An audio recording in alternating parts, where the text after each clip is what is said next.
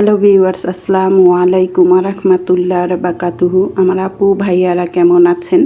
চলে আসলাম আজকে রান্না বাড়া রেখে টিপস ভিডিও নিয়ে যেগুলা কাজ নাকি আপনাদের কাছে রান্নাঘরের যে সমস্ত কাজগুলো আছে সেগুলো সহজ করে দেওয়ার জন্য এবং টাকা বাঁচানোর উপায় থেকে বিরত রাখার জন্য সংসারে কিভাবে আয় করা যায় সেই কিছু টিপস নিয়ে চলে আসলাম। তা দেখতেই পাচ্ছেন এটা হলো চপিং বোর্ড। তা আমাদের সাধারণত এরকম চপিং বোর্ডগুলো বিনা খরচে কিভাবে আমি পরিষ্কার করি চলুন দেখে নিই।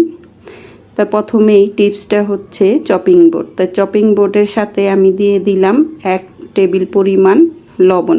তো লবণটা যেহেতু একটু দানাদার তাই এটা চপিং বোর্ডটাকে পরিষ্কার করতে সাহায্য করবে। আর শুধু লবণই না, লবণের সাথে আমি কি নিয়ে নিচ্ছি সেটাও আপনাদের সাথে শেয়ার করছি। আমরা কিন্তু ইচ্ছে করলেই এই চপিং বোর্ডটাকে কাজ করে সাথে সাথে কিন্তু এরকম একটু লবণ আর সামান্য পরিমাণ আর কি ভিমবার নিয়ে এরকম লবণের সাথেই করে পরিষ্কার করলে কিন্তু একবারে ঝকঝকে তকতকে হয়ে যাবে। আর এই যে সাদা চপিং বোর্ডগুলোর মধ্যে কিন্তু অনেক দাগ থাকে, আর দেখুন কিভাবে দাগটা রিমুভ করে ফেললাম এবং ধুয়ে আমি আপনাদের দেখাচ্ছি যে আগেও দেখেছেন আর এখনটাও দেখেন কীরকম পরিষ্কার হয়েছে। তা চলে যাচ্ছি দ্বিতীয় টিপসে। তো এটা হলো যাদের নাকি মার্বেল বলেন বা গ্রেনেড বলেন, যাদের এই কাউন্টার টপটা আছে তাই তারা কিন্তু এখানে দেখা যায় রান্নার পরে অনেক তেল চিটচিটে মশলা অনেক কিছুই পড়ে বা এরকম আর কি দেখেন সাদা সাদা হয়। তাই এই সাদা সাদা ইগুলো কীরকম আর কি কাউন্টার টপটাকে গ্লেজ দেওয়া যায় সেটাই আপনাদের সাথে শেয়ার করব। একবারে হাতের কাছে যেই জিনিসগুলো রান্নাঘরে থাকে সেগুলো দিয়েই কিন্তু আমি আজকে টিপসটা করে নিয়েছি, আর একবারে অনেক উপকৃত হবেন। এই আমি যে কটা টিপস দেখাচ্ছি এই একটা টিপসও কিন্তু এখনো পর্যন্ত কারো চ্যানেলে দেয়নি, আর আপনাদের উপকারের সাথেই আমি এখন করে দেখাচ্ছি। তো এই যে দেখুন শুকানোর পরে কীরকম কিন্তু সাদা ঝাপসা ঝাপসা হয়ে গেছে। তো এখানে আমি এই যে রান্নার তেল নিয়ে নিলাম। তো এই রান্নার তেলটা কিছুটা আমি কাউন্টার টপের উপরে ফ্লোরটার মধ্যে দিলাম আর কি। পরিমাণ বুঝেই দিবেন, আপনার কাউন্টার টপটা যতটুক সেই পরিমাণে আবার তেলটা দিয়ে নেবেন। দিয়ে একটা শুকনো ন্যাকড়া বা এরকম আর কি শুকনো একটা আমি আর কি মাজুনি যে আমার নতুন ছিল সেটাই আমি নিয়ে নিয়েছি। তাই সেটা দিয়ে ওই হাত দিয়ে দেওয়া যায় বা ব্রাশ থাকলে দেওয়া যায়, কিন্তু এইভাবে যদি দেন তাহলে একবার প্রতিটা কাউন্টার টপে দিলে অনেক সুন্দর লাগবে। তাই একটু কাছ থেকে দেখাচ্ছি, দেখুন আগের তুলনায় এখন আর এই সাদা ছোপ ছোপ ভাবটাও নেই, একবার কি সুন্দর গ্লেজ দেয়। এখন হলুদ মরিচ যে কোনো কিছুই পড়ুক না কেন আপনার কাউন্টার টপটার মধ্যে কিন্তু ওগুলো থাকবে না, অনায়াসেই পানি দিয়ে পোছা দিলে সুন্দর হয়ে যাবে। তা কেমন হলো আমার এই টিপসটা এটাও কমেন্ট করে জানাবেন। যাদের নাকি সাদা কাউন্টার টপ তাদের জন্য তো আরও বিপজ্জনক। তা চলে যাচ্ছি তৃতীয় টিপসে। তাই সবার ঘরেই কিন্তু প্রেশার কুকার থাকে, আর আমরা কিন্তু রান্নাটা তাড়াতাড়ি করার জন্য বিশেষ করে গরুর মাংসটা রান্না করার জন্য আমাদের এই প্রেশার কুকারটা প্রয়োজন পড়ে। আর যারা নাকি এলপি গ্যাসে রান্না করেন তাদের তো আরও বেশি প্রয়োজন এই প্রেশার কুকার। তাই এই প্রেশার কুকারে সাধারণত আমরা ডাল এবং অন্যান্য শক্ত জাতীয় সবজিগুলোই বা তরকারিগুলো এটা রান্না করে থাকি এলপি গ্যাসে, যাতে করে গ্যাস সাশ্রয় হয়। তাই সেটা করতে গেলে আমাদের দেখা গেছে যে এরকম যে একটা প্রেশার কুকারের মধ্যে রাবার থাকে, রাবারটা কিন্তু অনেক দিন হয়ে গেলে এটা একবারে হয়ে যায়, ঢিলা হয়ে যায়, তখন কিন্তু অনেক সময় নেয় প্রেশার কুকারে মাংস সিদ্ধ হওয়ার জন্য। তাই চলুন এটারও একটা টিপস দেখাচ্ছি কিভাবে কেনার চাইতে আপনি পুরোনোটা দিয়েই আপনি কাজে লাগাতে পারেন। তা প্রথমে আমি আমার কাউন্টার টপের উপরেই আমি কিছু আটা নিয়ে নিয়েছি। আপনাদের কাছে ময়দা থাকলে যেটাই থাকুক আটা বা ময়দা নিয়ে নেবেন। তারপরে এরকম যে প্রেশার কুকারের রাবারটা সেটা একটু পানি দিয়ে ভিজিয়ে তারপরে এই আটার উপরে এরকমভাবে একটু আর কি গড়াগড়ি খাওয়াবেন, তাহলে দেখবেন দোনো সাইডেই কিন্তু ভরে যাবে। এখন দেখুন আমি যখন এই যে এটা লাগাবো, এর আগে কিন্তু লাগানোর সময় কিন্তু এটা অনেকটা লুজ ছিল আর আর কি বাইরে চলে যেত। তাই এটার চাইতে দেখুন আটা দিয়ে যখন আপনার এরকম করে আবার করবেন, এটা লাগাবেন, আমি আপনাদের দেখাচ্ছি। এখন কিন্তু টাইট হয়ে গেছে রাবারটা। আর এই যে প্রেশার কুকারে দিয়ে আপনাদের দেখাচ্ছি যে কোনো ফাঁকা নেই, কোনো জায়গা দিয়ে আর কি হাওয়া বার হওয়ার কোনো সম্ভাবনা নেই। এখন কিন্তু 3-4টা শীষ বাজলেই কিন্তু আমাদের গরুর মাংসটা রান্না হয়ে যায়। তা আমি কিন্তু এই পদ্ধতিটাই অবলম্বন করি এবং সংসারের থেকে টাকা বাঁচিয়ে রাখি। যেহেতু একটা রাবার কিনতে গেলে 50 থেকে 100 টাকা আর কি সাইজ অনুযায়ী ওরা দামটা রাখে। তাই এই 50 বা 100 টাকা যাই হোক, তারপরে কিন্তু আমাদের বাইরে যাওয়ার যে একটা সময় সেটাও বাঁচে। তো চলে যাচ্ছি 4র্থ টিপসে। তা অনেকেই কিন্তু রান্নাঘরে কাজ করার জন্য কিন্তু আমাদের বিশেষ করে কাউন্টার টপটা পরিষ্কার করার জন্য কিন্তু আর কি বালতি ভরে একটা বালতি লাগে, আর বালতির মধ্যে পানি নিতে হয়, তারপরে কিন্তু আমরা পরিষ্কার করি, তারপরে ওই পানিটা আবার ফেলে আবারই করতে হয়। তত ঝামেলা না করে এরকম সিঙ্কের মধ্যে পানি জমাট করে তারপরে ওখান থেকেই কিন্তু সুন্দর করে কাউন্টার টপটা পোছা যায় এবং সব কিছু ক্লিন করা যায়। করার পর আবার অনায়াসেই যখন এই যে এরকম কাউন্টার সিঙ্কের এরকম ক্যাপটা আবার উঠিয়ে ফেলবেন, ময়লা পানিগুলো সব বের হয়ে যায়। তারপরে আমি এটা সাবান দিয়ে আবার ওয়াশ করে সুন্দর করে শুকনো তেনা দিয়ে পুছে রেখে দেই, কেননা এখন তো আর আমার কোনো ধোয়া মোছার কাজ নেই। তা যাই হোক, চলে যাচ্ছি 5ম আর কি তারপরের টিপসে।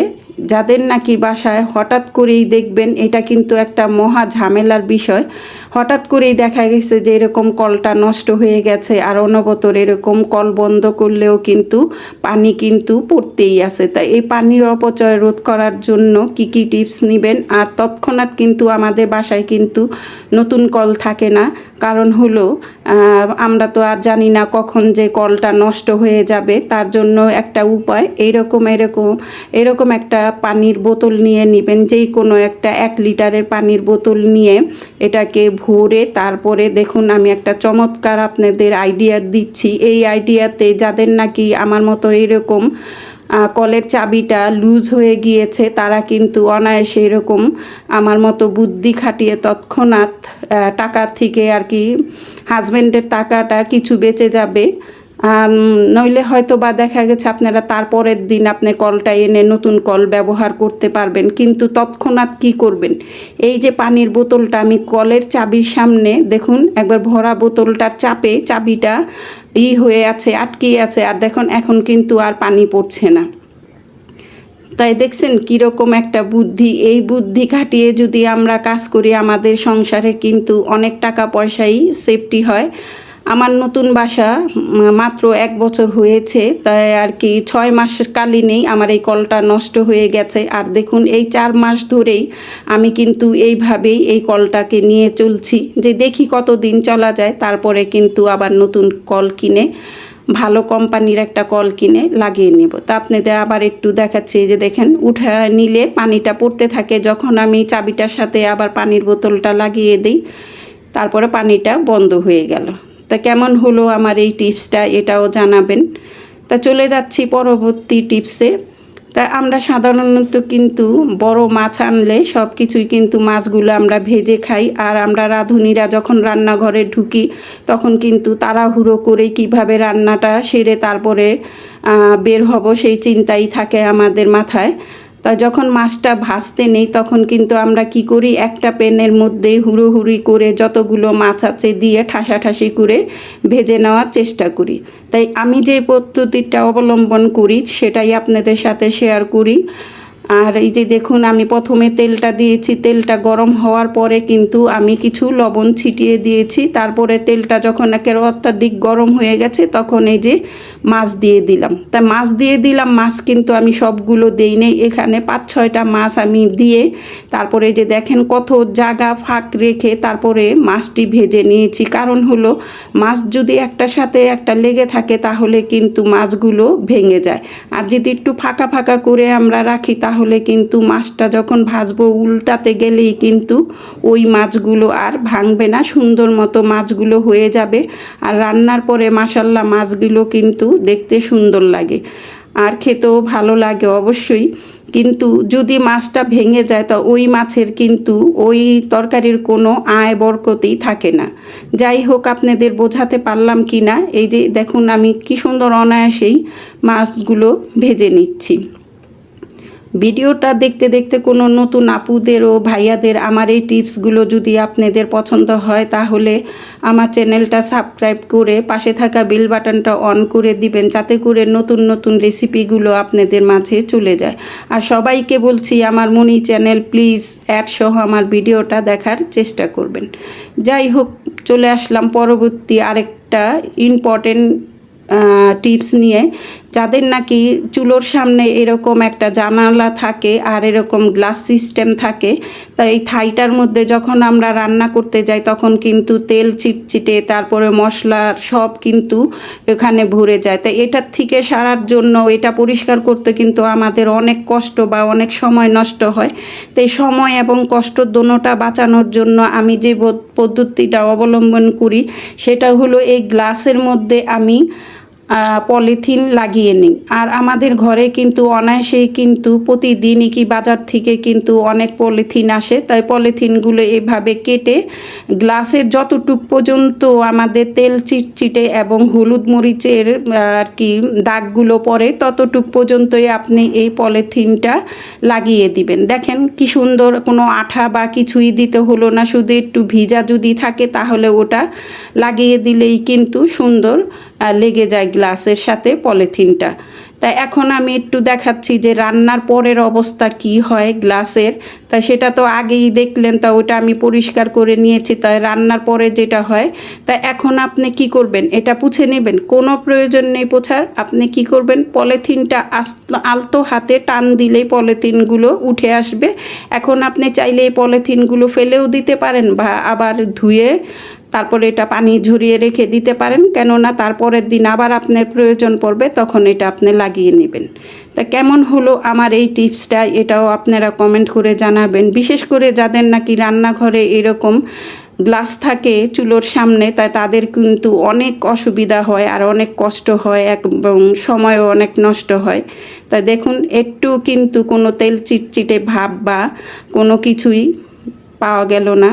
তো সর্বশেষে সবাইকে অনুরোধ করছি, এতক্ষণ পর্যন্ত যারা নাকি আমার ভিডিওটা অ্যাডসহ এবং লাইক দিয়ে দেখেছেন তাদেরকে অসংখ্য অসংখ্য ধন্যবাদ। তাই আমার এই ছোট্ট একটি রান্নাঘর আপনাদের সাথে শেয়ার করছি, কিভাবে আমি রান্নার পরে সমস্ত কিছু এরকম একটু গুছিয়ে গাছিয়ে রাখি, কেননা এটা আমার রান্নার চ্যানেল। আমি আপনাদের সাথে তো আমার কোনো আর কি শেয়ার করতে পারি না তেমন কিছু। তা আজকে একটু এই যে রান্নাঘরটা একটু দেখালাম। আর এই যে এই চুলাটা, এটাও কিন্তু আমার মার্বেলের চুলা, তাই এটাও দেখতেই পেলেন কি সুন্দর ঝকঝকে তকতকে করে আমি রাখি। জানি আজকের ভিডিওটা অনেক একটু বড় হয়ে গিয়েছে, কিন্তু যেই টিপসগুলো দিয়েছি সেগুলো কিন্তু আপনাদের উপকৃত হওয়ার জন্যই টিপসগুলো দিয়েছি। তা আমার এই টিপসগুলো কেমন হলে কমেন্ট করে জানাবেন। আজকের মতো বিদায় নিচ্ছি। আল্লাহ হাফেজ। আসসালামু আলাইকুম ওয়া রাহমাতুল্লাহি ওয়া বারাকাতুহু।